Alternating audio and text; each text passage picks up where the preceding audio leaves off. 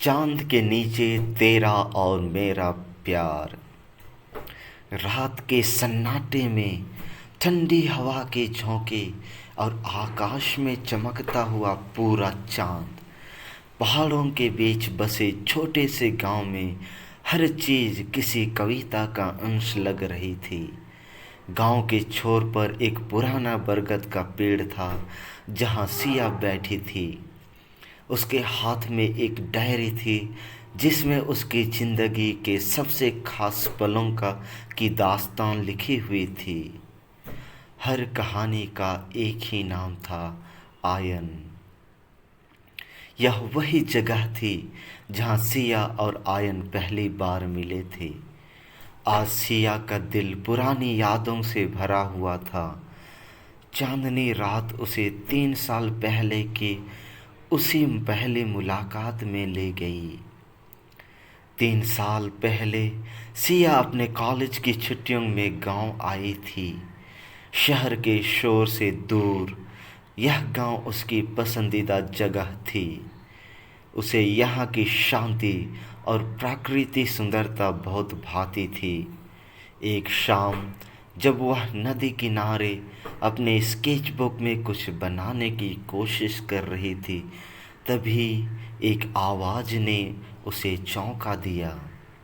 क्या मैं देख सकता हूँ? सिया ने नज़रें उठाई। सामने एक लंबा सांवला लड़का खड़ा था। उसकी आंखों में एक अजीब सी चमक थी। क्यों? सिया ने थोड़ा अचरज से पूछा। क्योंकि जो आप बना रही हैं वह दिलचस्प लग रहा है। सिया ने मुस्कुराते हुए अपना स्केचबुक उसकी ओर बढ़ा दिया। उसने पन्नों को देखा और कहा, आपकी रेखाएं बहुत सुंदर हैं, लेकिन अगर इसमें थोड़ा और रंग भरे तो यह और खस बन जाएगा। सिया ने उसकी तरफ देखा और हल्के से हंस दी। यह आयन था। उस दिन के बाद आयन और सिया की मुलाकातें अक्सर होने लगीं। आयन गांव का एक साधारण किसान था, लेकिन उसके सपने बड़े थे। वह हमेशा सिया को नई जगहों पर ले जाता, कभी नदी किनारे, कभी जंगल के अंदर अंदर तो कभी पहाड़ों के ऊपर। कुछ दिन जब दोनों एक पहाड़ी पर बैठे थे, सिया ने पूछा, तुम चांद को इतना क्यों पसंद करते हो? आयन ने मुस्कुराते हुए कहा, क्योंकि चांद हर किसी के लिए अलग अलग है। किसी के लिए यह एक प्रेरणा है तो किसी के लिए उम्मीद, और मेरे लिए यह तुम्हारी तरह है, खूबसूरत और हमेशा चमकता हुआ। सिया उसकी बातों से प्रभावित हो गई। धीरे धीरे वह महसूस करने लगी कि आयन उसकी जिंदगी का एक अहम हिस्सा बन गया है। एक रात जब पूरा गांव सो रहा था, आयन ने सिया को संदेश भेजा, आज रात चांद के नीचे बरगद के पास मिलो। सिया ने अपने दिल की धड़कनों को संभालते हुए वहां पहुंचने का फैसला किया। जब वह वहां पहुंची तो देखा कि आयन पहले ही वहां खड़ा था।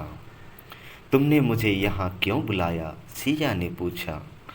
आयन ने उसकी आंखों में देखते हुए कहा, क्योंकि मैं तुम्हें कुछ कहना चाहता हूँ।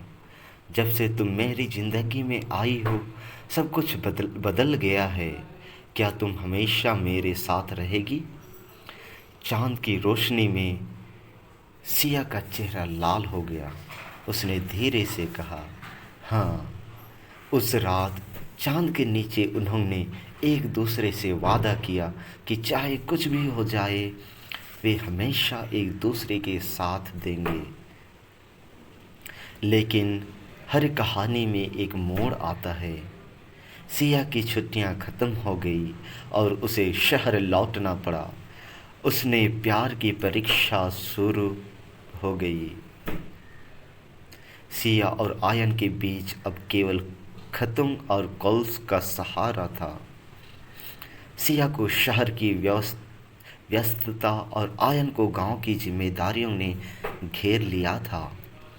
कई बार ऐसा लगता कि उनका रिश्ता टूट जाएगा, लेकिन हर बार चांदनी रातें उनके दिलों को जोड़ देती थीं। 2 साल बाद सिया ने अपनी पढ़ाई पूरी कर ली। उसने फैसला किया कि अब वह गांव लौटेगी। उसे एहसास हो गया था कि उसकी खुशी उसी जगह है जहां आयन है। वह गांव लौटते ही उसने देखा कि आयन उसी बरगद के पेड़ के नीचे खड़ा है। उसकी आंखों में वही चमक थी। तुम लौट आई? आयन ने कहा।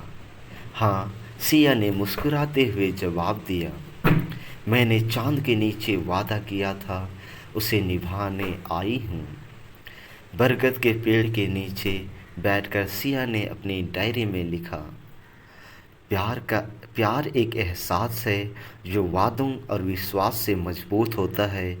यह दूरी से कमज़ोर नहीं होता, बल्कि हर मुश्किल को पार कर जाता है।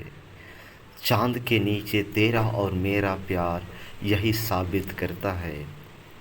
यह कहानी सिर्फ सिया और आयन की नहीं थी, यह हर उस दिल की कहानी थी जो प्यार में विश्वास करता है।